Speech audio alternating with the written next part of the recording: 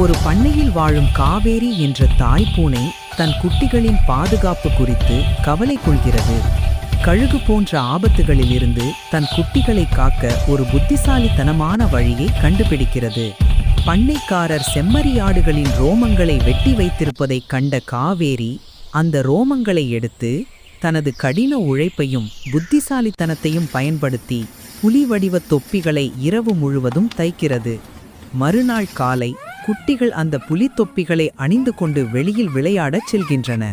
இந்த புதிய வேடத்தால் குட்டிகள் பெரிய விலங்குகளைப் போல் தோற்றமளிக்கின்றன. இதனால் அவை மிகுந்த தைரியம் பெறுகின்றன. அவற்றை பார்த்த கழுகு பயந்து திரும்பி செல்கிறது. இந்த புலி தொப்பிகள் வெறும் ரோம துணுக்குகள் அல்ல, அவை ஒரு தாய் தன் பிள்ளைகளின் பாதுகாப்பிற்காக செய்த அன்பின் உழைப்பு மற்றும் தாய்மையின் வாத்சல்யத்தை பறைசாற்றும் சின்னங்களாகும்.